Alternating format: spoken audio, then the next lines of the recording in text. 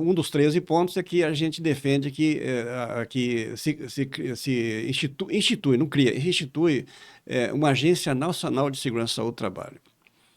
Uma Agência Agência. Nacional de Segurança. Não querem criar, porque tem agência para um monte de coisa aí. Sim. Por que não tem um assunto tão importante quanto esse, que vai, inclusive, desafogar a saúde, porque vai menos pessoas doentes, menos... ou seja, acho que há a falta de vontade e até de entendimento da importância disso. Não quer criar agência, então por que não transforma a Fundacentro numa agência? Uhum. Que ela teria força de legislação, ela teria esse protagonismo, ela sai da esfera do seletismo, ela passa a ter como é que fala, ter essa abrangência universalizada. Podemos aproveitar com muito mais qualidade o corpo profissional qualificado que existe da Fundacentro, mas ninguém quer sair da sua zona de conforto, né? Deixar o certo por incerto, né? Então, é uma das questões que eu acho que nós temos que nos encorajar, isso os prevencionistas, quem dirige a instituição, quem tem poder de articulação política, de repensar não desqualificar o que eu acho que tudo que aconteceu hoje foi possível, mas repensar um modelo, mesmo que seja ponto a ponto, de avançar nesse sentido, né? Então, é isso que eu penso. Olá, pessoal. Eu sou Alexandre Guzmão, da revista Proteção. Estou aqui para apresentar mais uma edição do Proteção Tendências, que hoje tem uma entrevista muito especial, aqui direto da Animaseg, em São Paulo, com o meu amigo Armando Henrique. O Armando é um técnico de segurança do trabalho de São Paulo, muito respeitado, com uma experiência profissional muito grande.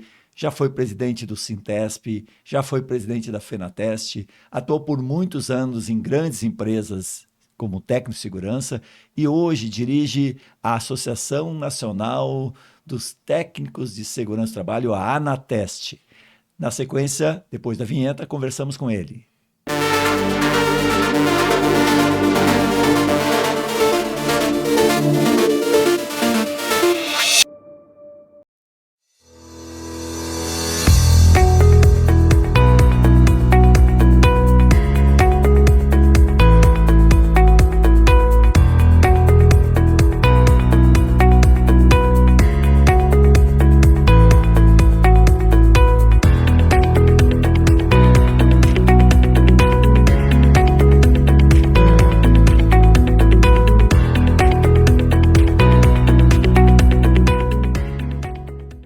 Todo trabalho precisa de segurança.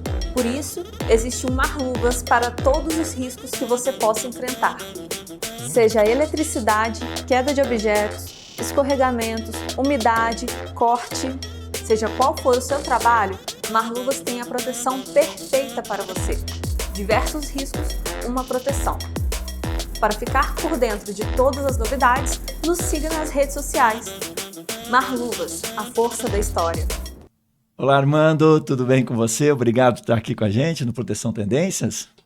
Tudo bem, Alexandre? Estamos aqui mais uma vez cumprindo com essa missão, né? E com meus agradecimentos pelo convite. E a gente sempre é um motivo de satisfação e alegria ser lembrado, né? Porque é uma chance importante para mim, como pessoa, de estar aí contando um pouco da minha história, o que eu penso a respeito da nossa área, né? E também de estar convivendo com nossos colegas do setor de segurança e saúde do trabalho, que é a nossa praia. Que legal. Armando, você tem uma trajetória, eu não vou falar de idade, né, Armando? Porque na nossa fase a gente já procura falar que a gente é experiente, né? Isso aí. Mas você tem uma trajetória muito bonita, né, de contribuição para empresas, por muito tempo trabalhando lá no chão de fábrica, diretamente com o trabalhador. Depois, uma atividade mais sindical, né, no Sintesp em São Paulo, onde você desempenhou aí um importante papel de articulação na federação, né? O Sintesp, você foi um dos articuladores do próprio sindicato, né? O Sindicato dos Técnicos, depois a Federação Nacional, lá atrás como articulador e algum tempo atrás também como presidente, né? E hoje está gerenciando como presidente uma associação que reúne esses profissionais, né? Como é que você avalia, de uma maneira geral, e depois nós vamos falar um pouquinho sobre a Anateste, né? o papel do profissional, do técnico de segurança do trabalho hoje, com os desafios que o trabalho, né? A atividade de trabalho no mundo e no Brasil tem colocado nas nossas vidas. Alexandre, bem lembrado aí a sua pergunta, né? E você me fez aqui, em alguns segundos, viajar um pouco na história. Eu comecei a atuar, no caso, como supervisor de segurança, fiz o curso de inspetor e comecei a atuar como supervisor de segurança nos anos 70, né? E dentro de fábrica, de empresa, trabalhei ao longo da minha vida dentro de empresa, em 7 empresas. Deixa eu só aproveitar que você falou inspetor e supervisor.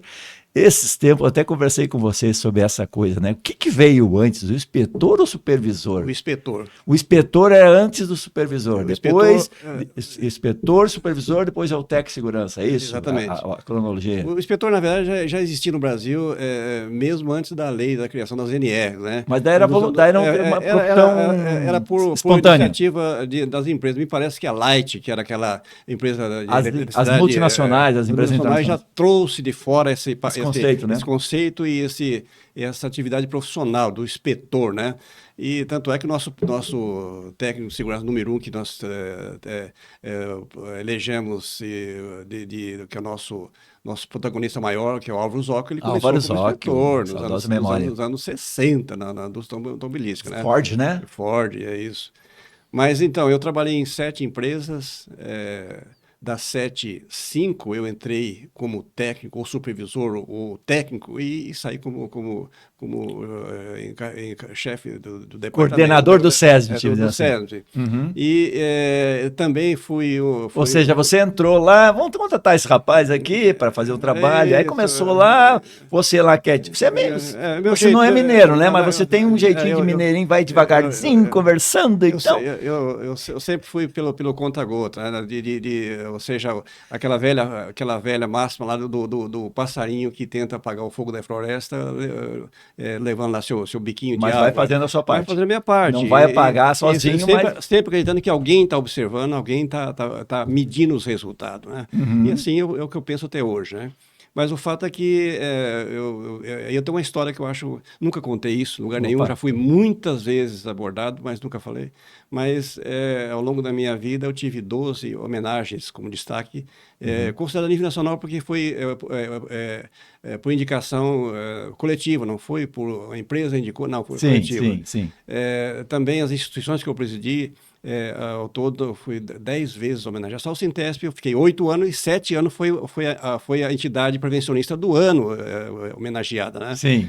E, então, assim, ou seja, eu tinha uma trajetória que eu tenho muito orgulho disso, né?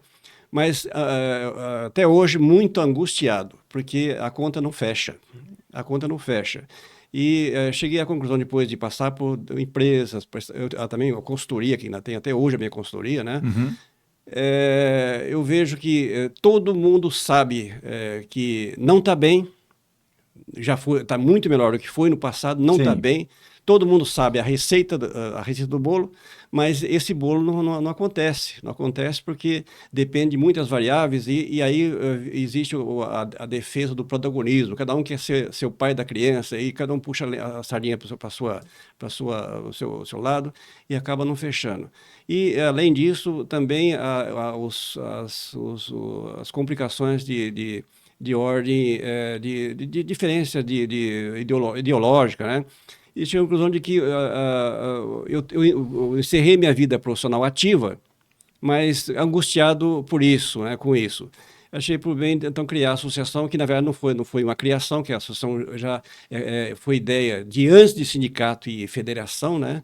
Mas nós abortamos isso no passado porque entendia-se na ocasião que para que a gente chegasse... O Sintesp começou como uma associação. Uma associação, não. Foi um dos criadores da associação, a Procetesp, né? Uhum. E cheguei à conclusão de que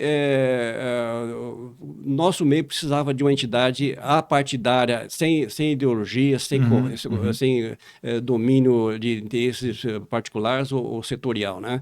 E então a ideia da associação foi retomada e eu criei a associação e estamos aí, de 2020 até agora, tocando a associação.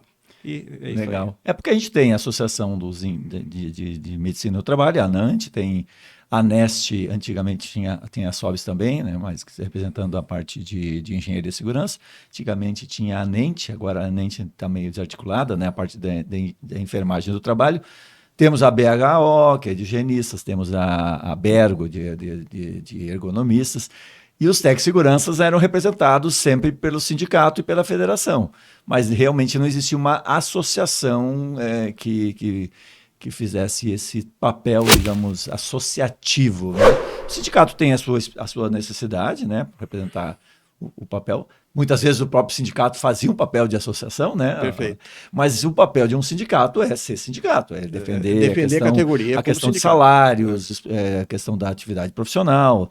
Não vou nem falar de conselho, que é outra coisa, né? Mas assim, essa mais corporativa. E a associação, ela tem um sentido mais técnico, né? Mais técnico. Embora nossos sindicatos estaduais e a própria FENATEST acabaram assumindo esse papel, né? Por inexistência de alguém que faça isso, né? Exatamente.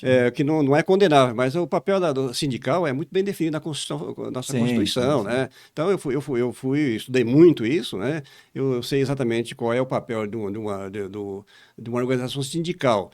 E eu acho que desde que haja bom senso, dá para viver em harmonia e acho que todos ganham tendo... inclusive associações. Eu gostaria que tivesse 200 associações no Brasil, mas legalmente constituídas, não associação de fantasma que às vezes usa essa prerrogativa para poder ocupar espaço, palanque e fazer contraponto a questões de interesse individual. Isso eu não concordo. Então, esse foi o objetivo de criar a nossa associação. E a ANATEST, ela tem um relacionamento saudável com os sindicatos ou tem algum problema? Total, nenhum problema, não tem nenhum problema com o sindicato. Na verdade, Alexandre, aproveitando a oportunidade, sempre houve uma narrativa a nível nacional plantada de que os técnicos de segurança são divididos. Nunca foi e não somos divididos.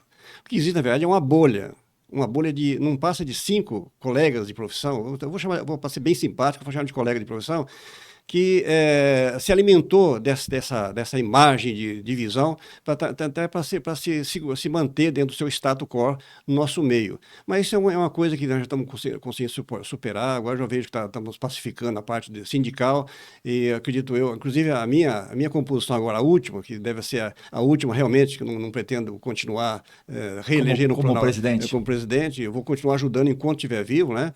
Mas nós demos o nome de chapa Harmonia, porque se há uma coisa no nosso meio que realmente precisa ter uma atuação bem contundente, as atitudes de harmonizar o setor.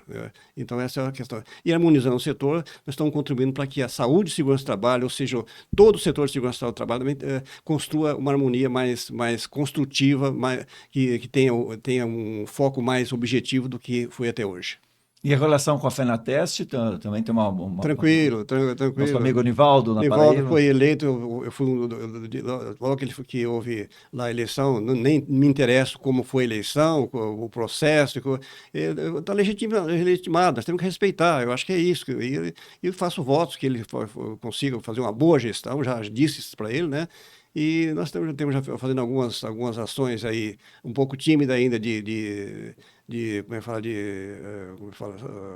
parceria, né? Sim. Parceria, mas o nosso grande desafio é lidar com as vaidades, então, mas vamos superar isso. Armando, nós vamos ter na Expo Proteção, dia 28 de agosto, um congresso dos tec-seguranças organizados pela ANATEST, né? Como é a expectativa para esse evento? Já estão com a programação já está definida, né? Estão convidados, as palestras definidas. É um congresso de um dia que vai venir aí um debate bem importante sobre o papel do profissional, do técnico de segurança. Alexandre, há poucos dias a Campati, o Almeida, do Ministério do Trabalho, nosso amigo Almeida, ele me convidou para, agora no dia do SESMIT, né? Não, foi no dia 20... Foi em abril ou foi agora em julho? Não, vai ser em julho? Foi em abril, no abril. Tá, no abril verde. E Ele Dia pediu das que Vítimas, 28 de abril, né? Isso, ele me pediu para falar sobre a perspectiva que a gente tem na segurança do trabalho, né? E eu disse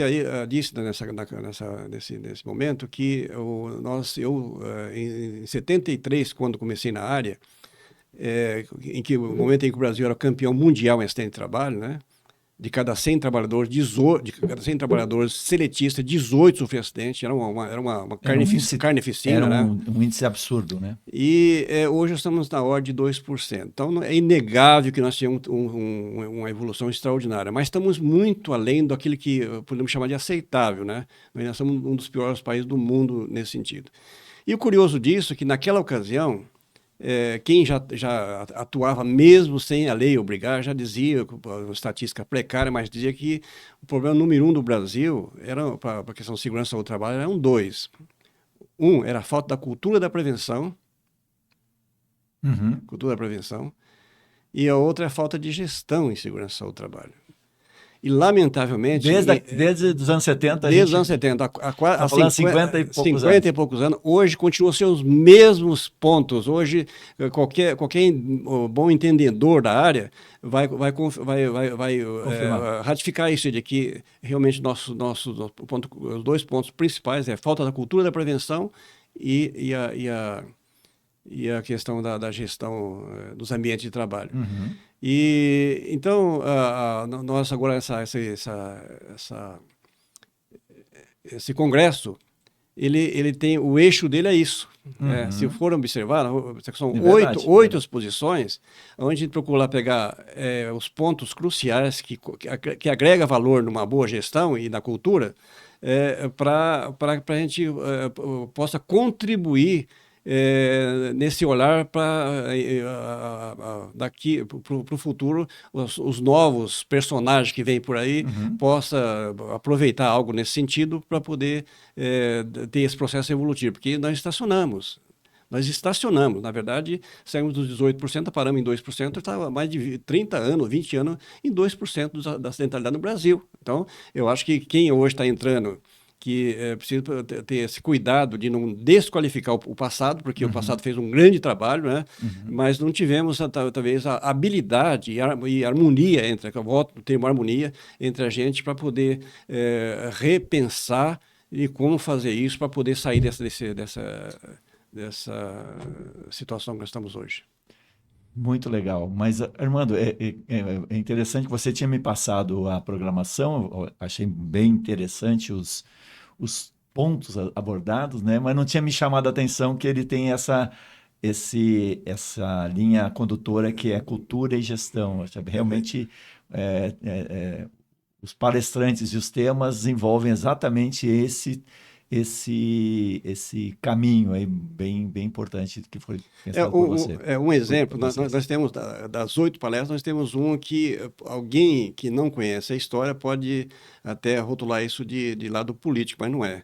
Por exemplo, nós vamos ter o Remídio Todeschini, que é o diretor técnico da Fundacentro, falando sobre a Política Nacional de Segurança e Saúde do Trabalho, que é um decreto presidencial de 2011, ou seja, de 14 anos, e que está na gaveta. O nosso povo da prevencionista não se deu conta de que essa política teria um impacto gigantesco se aplicada. Por exemplo, as NRs, aonde que elas estão mais presentes? Só nas grandes empresas, grandes e médias empresas. Na pequena empresa, no informal, está totalmente ausente. No serviço público, totalmente ausente. A política ela é universal, ela atende os 108 milhões de trabalhadores, inclusive o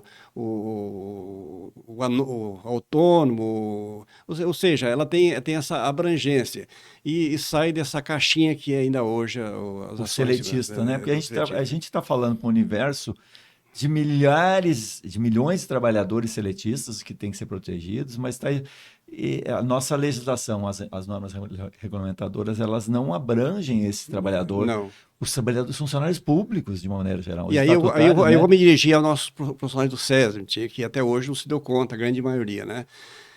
Isso acontecendo, nós vamos gerar oportunidade de trabalho para milhares de técnicos de segurança, engenheiros de Exatamente. segurança, médico do trabalho, profissional de enfermagem, porque não dá para se pensar em gestão de segurança e saúde do trabalho sem um especialista trabalhando, atuando para construir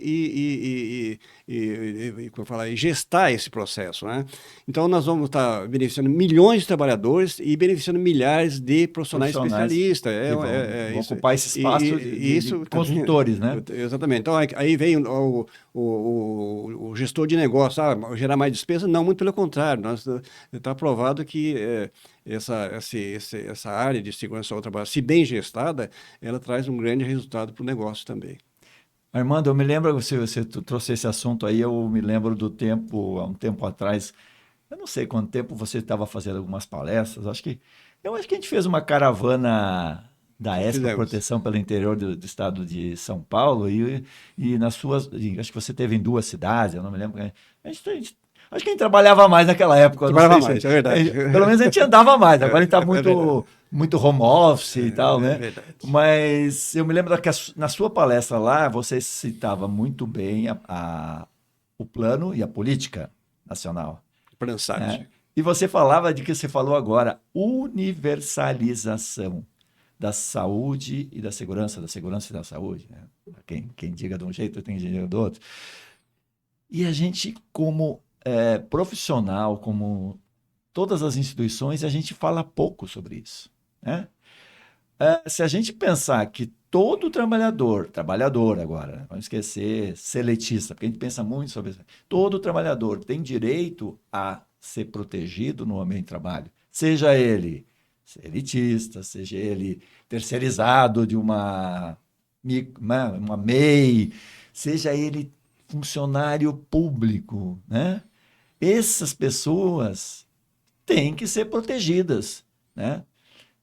E a gente tem uma legislação que só protege quem tem carteira de trabalho assinada CLT. Só quem tem vínculo com o Ministério do Trabalho. Ou seja, é um absurdo. Ou seja, então, no Brasil, que metade dos trabalhadores não são protegidos. Ou seja, na verdade, é um sistema injusto. Porque é como se tivesse trabalhador de uma categoria e o outro de segunda categoria, nesse sentido, né? É muito ruim, muito mal pensado. E Armando, esses tempos eu estava pensando, até falei com alguém do Ministério, que nós estávamos falando sobre um evento, eu disse, o Ministério tem que fazer um evento sobre isso. Sim. O Ministério do Trabalho tem que fazer um evento para discutir esse tema, porque é muito fácil dizer assim, nós temos que fiscalizar as empresas, exigir das empresas o PGR. Não é muito fácil, não estou exagerando, mas assim, é importante, é fundamental que se exija que as empresas tenham o E-Social, tenham o PGR, mas por que o trabalhador do Ministério do Trabalho ele não tem que ser beneficiado com os mesmos benefícios que o trabalhador da empresa, da padaria do seu Antônio aqui embaixo? Por que esse cara, às vezes está num local onde não tem os controles básicos, né? A gente está falando de riscos psicossociais esse ano, né, Armando? Agora vem à tona esse isso, né? Cara que está lá submetido à pressão, fiscalização um trabalhador, funcionário público, um gestor lá que é político, tem toda aquela questão de pressão de trabalho. Olha, todos os ambientes, né? É um setor, por exemplo, que não se fala muito, mas é crucial, é a educação. Educação, a gente sabe que a minha esposa é educadora. Então, é a maior categoria de profissionais do Brasil, sabia? Não são protegidos. E sabemos que os 20% de saúde mental do que a OMS protagoniza, que afeta o mundo todo, para os educadores é bem mais do que isso, Alexandre. É bem mais do que isso, porque é terrível a situação do nosso educador. E tão desprotegido nesse sentido, né? Então, eu costumo dizer que o que nós fazemos até hoje é meio que enxugar gelo. E aí, Alexandre, quando nós criamos a associação, nós fizemos um documento Com base nessas necessidades, que eu não sou dono da verdade, mas conversando e pela Tem alguma experiência, né, a trajetória. Tem alguma experiência nessa Então, trajetória. com 13 pontos, isso mais os outros membros da diretoria, vocês e lá, inclusive, tem lá um dos 13 pontos é que a gente defende que se institui, não cria, institui uma Agência Nacional de Segurança e Saúde do Trabalho. Uma agência nacional de segurança. Não querem criar, porque tem agência para um monte de coisa aí. Sim. Por que não tem um assunto tão importante quanto esse, que vai, inclusive, desafogar a saúde, porque vai menos pessoas doentes, menos... ou seja, acho que a falta de vontade e até de entendimento da importância disso. Não quer criar agência, então por que não transforma a Fundacentro numa agência? Uhum. Que ela teria força de legislação, ela teria esse protagonismo, ela sai da esfera do seletismo, ela passa a ter como é que fala, ter essa abrangência universalizada. Podemos aproveitar com muito mais qualidade o corpo profissional qualificado que existe na Fundacentro, mas ninguém quer sair da sua zona de conforto, deixar o certo por incerto, né? Então, é uma das questões que eu acho que nós temos que nos encorajar, isso os prevencionistas, quem dirige a instituição, quem tem poder de articulação política, de repensar não desqualificar o que eu acho que tudo que aconteceu hoje foi possível, mas repensar um modelo, mesmo que seja ponto a ponto, de avançar nesse sentido, né? Então, é isso que eu penso. Eu não consigo entender por que, por exemplo, um estado, um município não segue a mesma legislação. É só pegar a legislação e dizer assim, aplique-se, é isso. Inclusive o estado de Goiás já fez isso, né? Sim. E adotou, digamos, pelo menos oficialmente, eu não sei na prática, até pretendo me aprofundar sobre esse tema, as normas regulamentadoras dos trabalhadores no estado de Goiás são aplicáveis. E o que me preocupou só um pouquinho nessa questão é que muito do que eu li do decreto falava numa questão que era econômica, que era insalubridade, adicional de insalubridade. E daí eu disse, não é por aí que a gente tem que entrar na prevenção. A gente tem que entrar na prevenção nas atividades de proteção ao trabalho e não de pagamento, de remuneração pela não proteção. Mas tudo bem, está articulado lá, mas assim como Goiás fez, e eu sei que é o trabalho de algumas pessoas lá, o pessoal do Ministério Público do Trabalho, tem um procurador que fez uma ação muito importante nesse sentido, a gente podia criar um movimento de motivar que outros estados e todos os municípios e o governo federal assumisse. Por que não? Sim. Todo trabalhador é universalização. Perfeito. Fala a política nacional. Todo trabalhador deve seguir a norma que nós cobramos, né?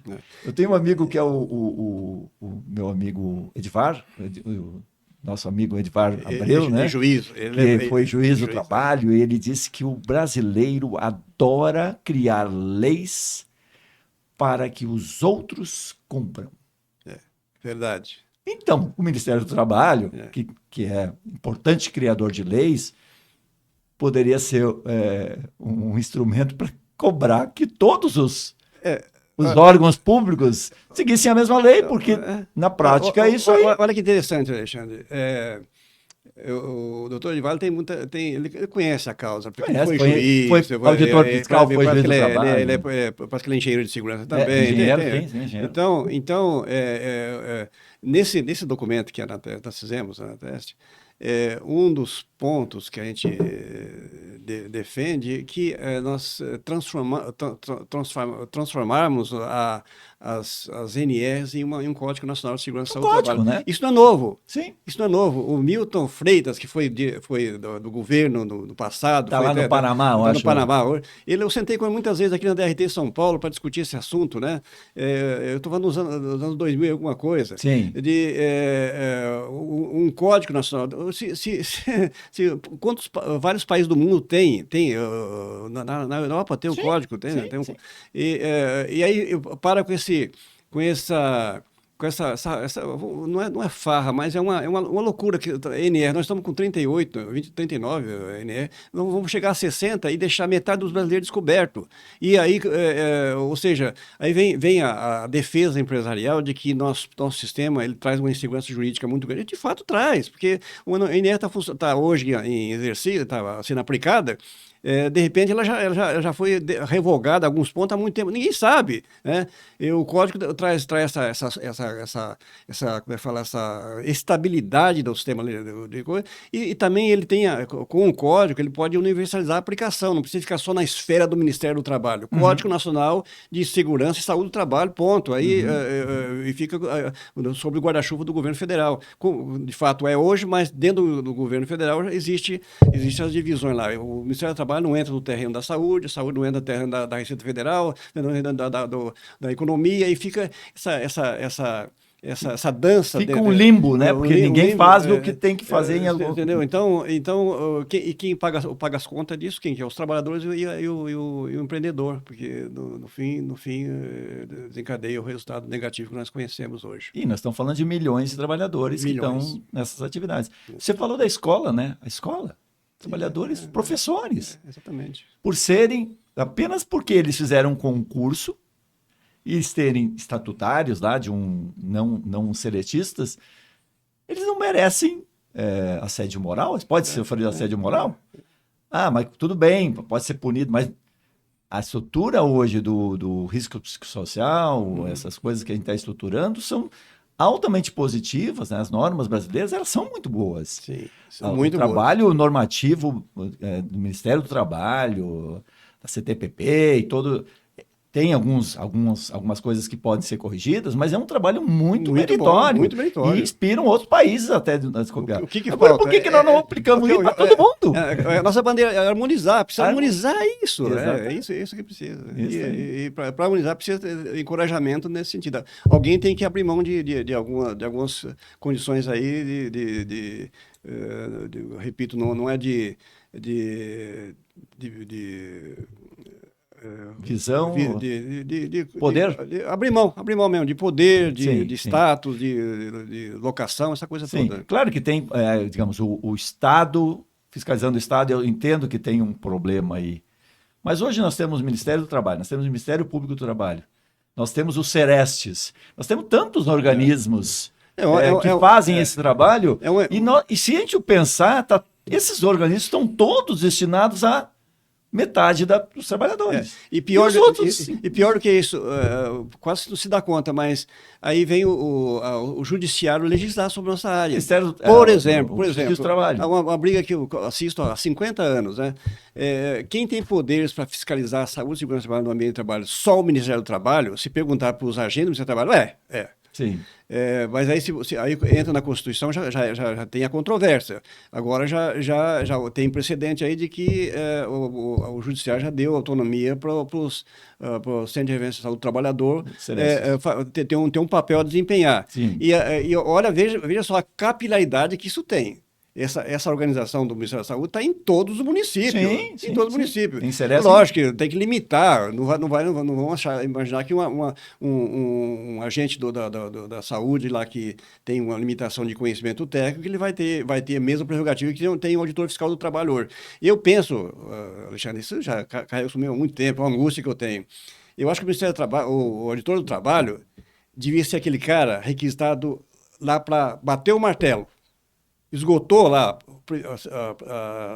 a instância 1, 2, 3, chega no auditor fiscal. Ele já vai lá para lacrar a empresa, para multar ou para coisa. Para limitar aí as sanções, elas podem ser limitadas de acordo com a competência e a capacitação de cada agente de governo. Assim, né? Mas o que não pode, que eu acho, é você, por questões até de corporativa, de garantir seu espaço, deixar aí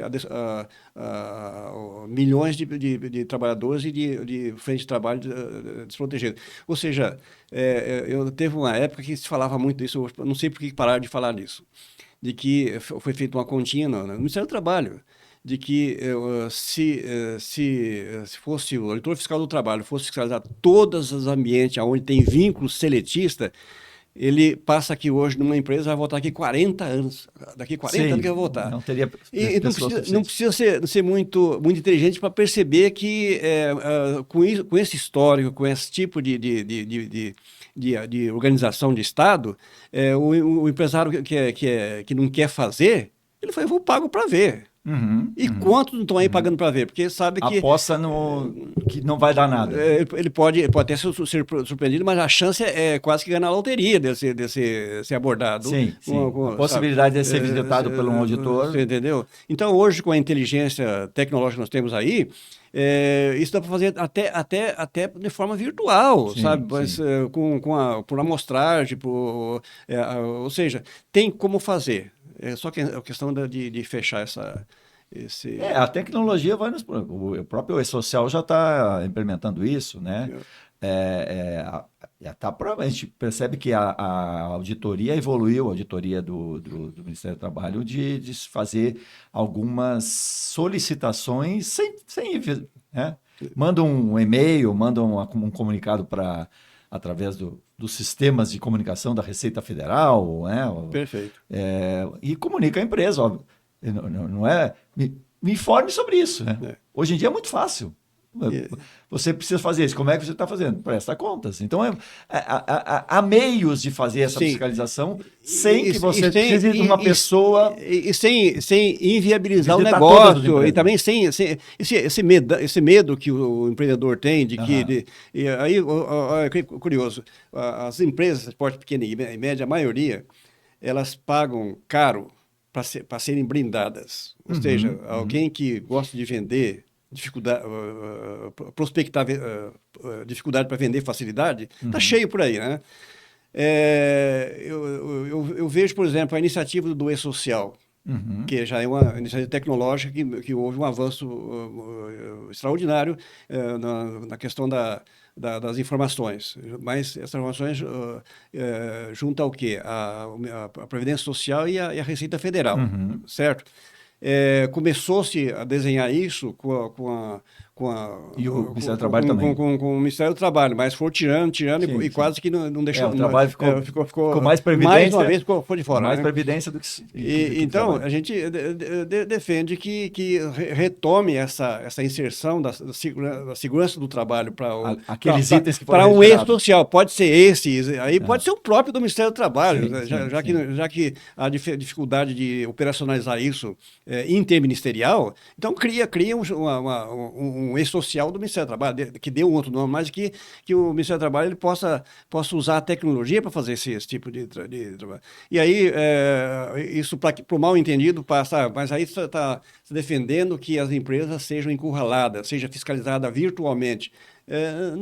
Eu acho que o empresário que conhece um pouquinho da tecnologia, ele sabe muito bem que a tecnologia vai ajudar ele a desenhar o seu negócio lá, onde ele pode trabalhar com mais como é que fala, segurança no que está fazendo, do que está hoje. Hoje, por exemplo, alguém já foi aí politicamente prospectou de que o setor empresarial no Brasil tem que atender mais de 2.500 itens de segurança ao trabalho.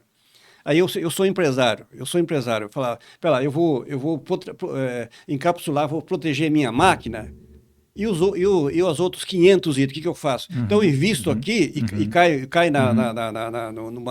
numa pegadinha do outro lado. Um item não tão importante, mas eu fico exposto. Fica exposto, tá? Mas isso na prática, se for desenhado de forma tecnológica, dá para perfeitamente fazer com que o empresário ele administra isso com mais tranquilidade, essa insegurança jurídica ela possa ser minimizada. Armando, você falando uma coisa que eu tem sido tema de reflexões minhas exatamente sobre o quanto a gente faz prevenção de riscos de acidentes e doenças e o quanto a gente faz proteção jurídica. Eu acho... A gente não está fazendo muita proteção jurídica. A gente não está num mundo muito legalista e pouco proteção mesmo do trabalhador. A gente está protegendo as empresas porque as leis são muito... as leis e a forma, a insegurança jurídica e tudo que a gente está falando aqui. E a gente deixa de fazer o feijãozinho com arroz, que é, sabe, dar segurança pro trabalhador. O Alexandre, hoje, se eu sou engenheiro de segurança, ou técnico de segurança, ou médico de trabalho, se eu oferecer meu trabalho de blindagem para as empresas, eu sou contratado a toque de A caixa. blindagem é muito mais valorizada. É muito mais valorizada, infelizmente. E aí vem o contrassenso até da política empresarial, da chamada melhoria contínua, né? Se preza por uma certificação de ISO, se preza hoje tem, o modismo aí continua, né? Mas não há esse mesmo tipo de leitura com relação ao ambiente de trabalho, né? Em todas as empresas que eu passei, Alexandre, eu nunca falei isso publicamente, mas em todas as empresas que eu passei, que foram 7, 5 de médio e grande porte, né? Nós conseguimos reduzir na ordem de 80% os acidentes e doenças do trabalho. Mas de que forma isso aconteceu? Foi questão aí, a conta-gota, a chamada melhoria contínua. Hoje nós temos aí ferramentas e ferramentas, metodologias à nossa disposição. Antigamente nem tinha isso, a gente fazia na intuição, é a criatividade que valia, né? Então, hoje, se você pegar aí algumas metodologias, por exemplo, 5W2H, por exemplo, e o PDCA, é um feijão com arroz no processo de qualidade e produtividade. Bem feitinho, dá ótimos resultados. E na segurança se encaixa com a luva, sabe? Fazendo isso, pode não resolver em 2 anos, mas 3. Por exemplo, o PPRA, que morreu, né? Todo mundo tinha receio de registrar condições das empresas hoje no PGE. Para não ser um atrativo de fiscalização. Hoje o PGE está a mesma coisa, sabe? Não bota isso, isso aí vai gerar evidência contra nós. É isso que está acontecendo. Se eu levantar esse risco, aí depois vai estar provado que eu sabia que tinha um risco e eu... E pensar dessa forma, me desculpe meus colegas de profissão, pensar dessa forma é uma burrice, sabe por quê? Porque o auditor fiscal, se esse é o medo, o auditor fiscal que chegar numa empresa, achar que o auditor fiscal uma empresa lá que de repente tem tratamento de produtos lá que precisa de higienização, de lavar, falar para ele que não tem produto químico. Sim. Não tem risco. Como é que fala? É só para peneira. Precisa ser muito burro o auditor. Então, são muito capacitados para isso. Então, eu acho que tem que jogar com franqueza. Olha, o problema existe, sim, sabemos que existe. Mas existe aí um plano de ação, existe aí uma estrutura de gestão interna que nós estamos trabalhando e está evidenciado que estamos trabalhando de forma efetiva para resolver isso a médio e longo prazo. Eu acho que o auditor fiscal, para não entender isso, ele precisa estar muito fora do contexto do que até o governo pensa a respeito, né? Então, eu acho que essa questão, essa cultura da blindagem, nós não temos cultura de segurança, saúde, trabalho e prevenção, mas nós temos a cultura da blindagem que, infelizmente, está instalada aí. E, Armando, tem uma outra coisa que eu acho também tem sido muito de reflexões, é que a gente tem uma legislação. Eu não digo que a legislação não tem que chegar no grau de padrão e todo mundo seguir da mesma forma. Mas não dá para comparar a implementação, por exemplo, agora de um risco psicossocial numa empresa com 5 mil funcionários e a padaria de São Antônio, que eu citei aqui, que tem 8 funcionários. Como é que eu posso exigir que uma empresa com 8 funcionários vai cumprir, no mesmo momento, uma norma de inovação, que é o risco psicossocial, apesar de ser um risco antigo e conhecido, é uma novidade. Por que a gente não propõe, então, um escalonamento de tamanho? Começamos com as grandes empresas.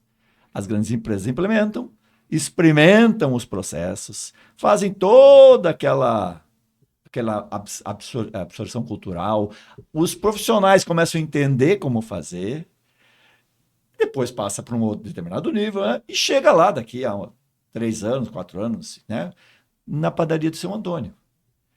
Porque o que vai acontecer a partir de maio do ano que vem, quando a gente tiver os riscos psicossociais definitivamente incorporados, é que a grande empresa, a princípio, vai cumprir, ou tentar cumprir. Mas a padaria do seu Antônio não vai cumprir. Eu não consigo entender que as pessoas acham que o seu Antônio vai fazer uma avaliação na padaria dele assim, não vai fazer. E se ele fizer, ele vai fazer uma coisa para blindar. Sim. Vai fazer um documento, vai chamar um cara lá que vai cobrar Vai um rasgar valorzinho dinheiro, vai para rasgar fazer. dinheiro. Entende? Esse tratamento que seria aparentemente equânime, não é equânime, porque se eu comparar a estrutura que tem uma empresa de 5 mil funcionários, que tem departamento jurídico, tem ergonomistas, tem, né, engenheiros, vários técnicos de segurança, toda essa estrutura, e o seu Antônio, que ele conhece segurança pelo contador dele, que fala de vez em quando com ele e tal. Como é que eu posso tratar igual? Não é justo. Então, acho que talvez as nossas normas tenham que pensar sobre esse aspecto. Não digo não exigir que um trabalhador de uma padaria, né, do seu Antônio, que não funcionários, tenha assédio e tal. Mas a gente tem que entender que tem tempos diferentes.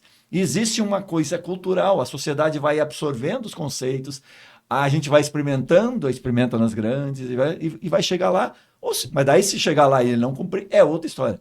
O que me parece é que nós vamos ter milhões de empresas não cumprindo e grandes empresas sendo fiscalizadas, como acontece sempre.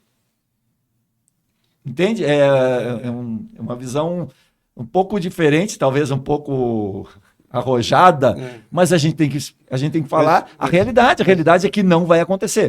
Das milhares de padarias com 10 funcionários, talvez lá umas 100 vão cumprir a norma e as outras milhares não vão cumprir. Alexandre, a sua visão é a visão de Brasil, da sociedade, de que é quase que uma utopia isso, né? De fazer com que isso aconteça na prática, levando em consideração esse escalonamento aí. Mas aí talvez o grande erro, não é o erro, o grande desafio é fazer com que esses segmentos eles conheçam o seu papel dentro desse processo. Então, por exemplo, olha que coisa curiosa. Eu ajudei a construir a NR1, que é o atual, que é a nossa NR de gestão, é a mãe das normas. Sim. E isso foi de muitas discussões, e na verdade, essa questão da saúde mental, ela já não nasceu agora, já vem de muito tempo e sempre sendo discutido no âmbito da NR17, que é da economia. Temos que ter normas que tratem sobre esse assunto. Não estou discutindo isso. Tem que ter. Mas eu acho que isso aí está muito mais na esfera administrativa do que falar em segurança e saúde do trabalho. Por que disso? Porque a NR ela é clara, mas parece que finge não entender. A intervenção da segurança do trabalho é no âmbito do processo de trabalho, não no âmbito da pessoa. Da pessoa está o Ministério da Saúde, a medicina, que está aí bem ou mal, é competência para cuidar das pessoas individualmente. Mas aí estão misturando as bolas, achando que a identificação dos riscos. Que nós temos que ser psicólogo, tem que ser especialista, tem que ser nós temos que o que afeta o trabalhador. Vamos voltar na professora. O que afeta a saúde mental da professora, do professor? É o ambiente escolar. Então, vamos intervir, aí que entra o papel do especialista em segurança do trabalho, intervir no ambiente de trabalho. Porque intervir no ambiente de trabalho, a consequência disso vai ser a solução lá na saúde do trabalho. Claro. Então, por exemplo, você falou da padaria. A padaria, o seu Manuel lá, ele tem 8 funcionários. Mas ele trata esse funcionário como é que fala? Sim, é um carrasco. O chicote. 12 horas de trabalho por dia, sem intervalo de almoço, e pressão em cima.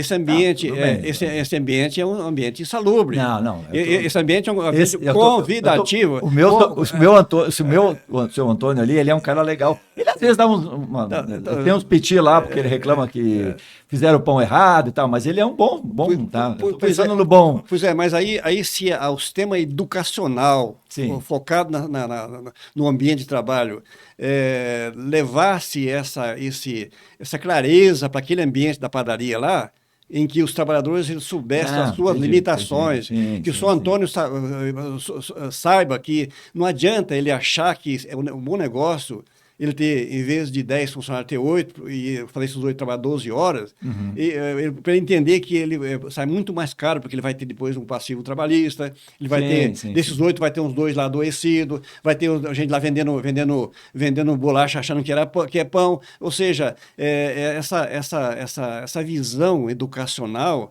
que entra no que chamo da cultura. Cultura. Perfeito. Então, eu acho que está muito mais para a cultura do que para a engenharia propriamente dita. Eu acho isso.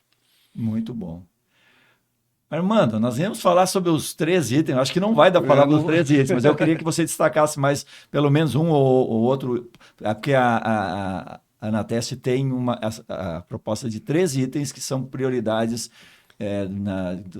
na abordagem que vocês têm, né? Que, na verdade, destaca alguns importantes são bandeiras, na verdade, são bandeiras que a Anateste ela defende. Eu acho que dentro do processo de construção, a gente entende que o problema da segurança e saúde do trabalho é estrutural. Sim. Então, mais uma associação criar e cuidar de questões pontuais micro, então já tem demais para aí. Então, claro. É uma instituição que ela possa colaborar com qualquer agente público, ou privado, ou unitário ou coletivo, mas contribuir com aquela demanda. Então, as três demandas que a gente acha que é estrutural, nós estamos não só trabalhando em cima, como estamos dispostos a discutir com qualquer entidade que... Então, estão no site da Anateste. Está disponível. Tem lá um item, um menu lá que apresenta. Por exemplo, o que adianta a gente ficar aí desqualificando o profissional técnico, engenheiro, médico do trabalho, se o nosso sistema de capacitação e formação está dentro do pacote nacional de precarização? Então, mas a precarização é geral, mas vamos cuidar da nossa casa primeiro? Vamos cuidar do que nos compete? Então, por exemplo, como é que você pode... estamos agora, por exemplo, fazendo a Anateste não tem prerrogativa de legislar sobre essa questão. Mas nós temos sugerir, nós temos massa pensante e como é que fala? E crítica, tá certo? Que é nossa praia. Né? Então, nós estamos trabalhando agora para construir, por exemplo, uma grade ou plano de formação profissional que a gente entende que a área precisa, não que aquele padrão lá que é copia e cola que vem de tanto tempo e pior, isso virou uma torre de Babel. Cada entidade tem a sua metodologia, tem a sua grade curricular diferenciada. Cada entidade está falando de escola. Escola. Sim. Escola e até a aplicação na prática, no ambiente de trabalho, das capacitações e qualificação profissional, né? Então, nós temos que ter, não modelo, porque o governo não apoia, nós também não entendemos que tem que haver um modelo para o Brasil, mas nós temos que ter um referencial. Imagina nós temos hoje 130 mil técnicos de segurança em exercício no Brasil. Tem muitos que se formou, está trabalhando numa empresa lá na região do Brasil, que ele só consegue falar com um colega de profissão, com a área, de forma virtual. Ele não teve... é isolado. Ele se formou há 30 anos atrás. Como é que está hoje a visão dele sobre a questão de relações de trabalho, processo e tudo mais? Então ele precisa ter uma fonte que ele possa se abastecer de dados. Atualizado. E aí a fonte... mas já tem demais. Pois esse é um problema também, porque tem tantas fontes, mas desorganizadas, que o sujeito ele não sabe exatamente se ele está consultando uma coisa certa ou errada, se aquilo é realmente o referencial que ele deve confiar, acreditar, ou não, sabe? Perfeito. Então, isso acaba até desestimulando a busca do conhecimento continuado e do aperfeiçoamento profissional. Então, essa questão, por exemplo, é uma bandeira da gente estar... Fundamental. Qualquer entidade... A por qualificação exemplo, da da formação... massa cultural dos técnicos. Da formação do profissional até lá... Tem atualização, né? Atualização. Por exemplo, quando eu fui presidente do Sindicato de São Paulo, uma cláusula da convenção coletiva que nós defendemos desde o primeiro momento e até hoje eu defendo, é que o técnico de segurança ele tenha pelo menos 10 dias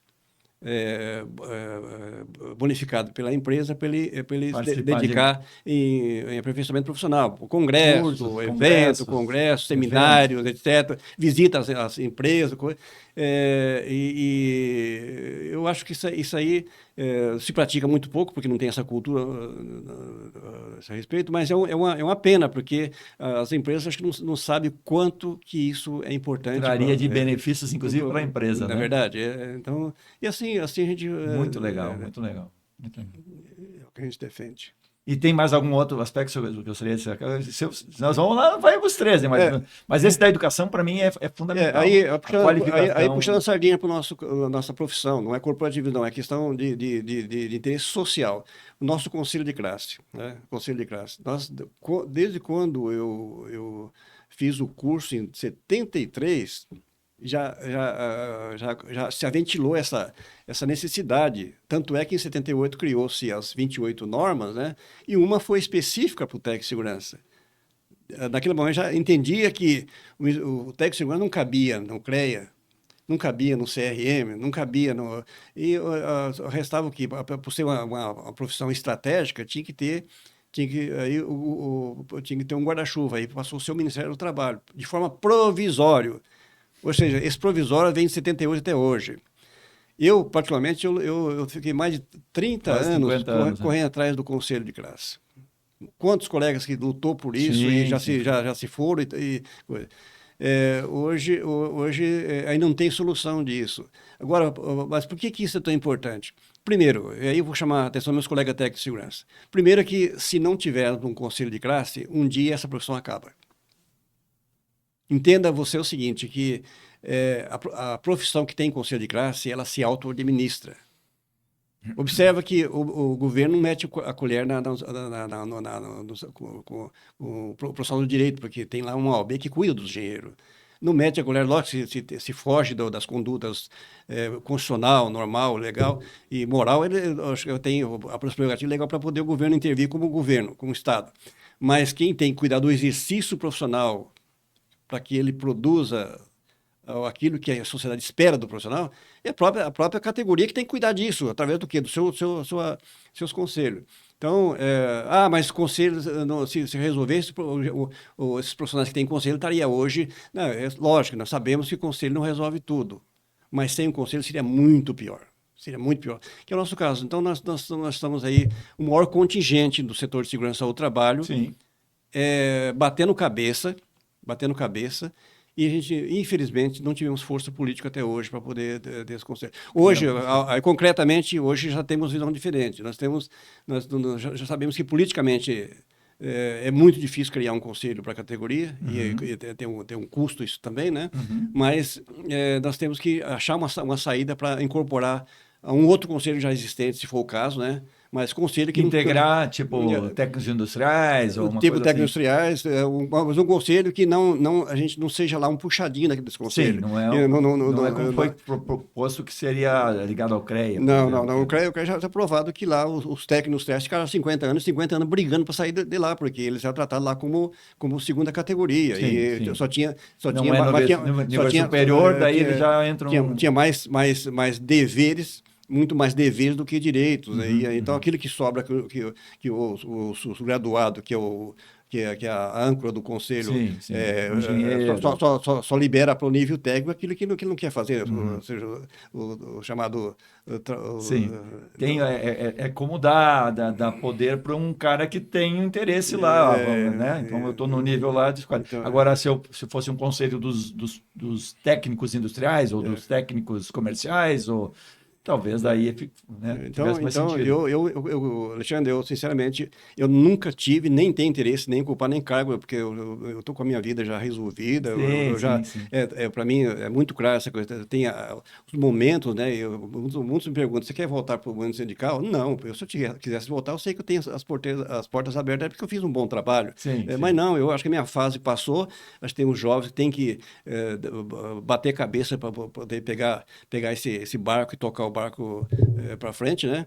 E a questão do conselho, eu só gostaria de encerrar meu ciclo olhando para trás e falar, valeu a pena e tenho certeza que aquilo que eu sempre defendi como bandeira de interesse social, ela vai continuar, porque... Tá, e por que os técnicos não aderem a um conselho desse que já existe?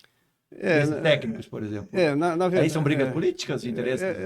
Tem essas, eu disse lá, não é os interesses individuais que acabam se conflitando, mas eu acho que nós estamos muito próximos disso acontecer. Tem sentido aí alguma coisa? Porque essa questão aí tem muito tempo, né? Tem muito tempo. E eu acho que a gente pode avançar. Armando, foi muito bom conversar com você, bater esse papo aqui, acho que você trouxe uma visão bem importante. Parabéns pelo trabalho que vocês estão desenvolvendo. Quantos anos tem a Anateste?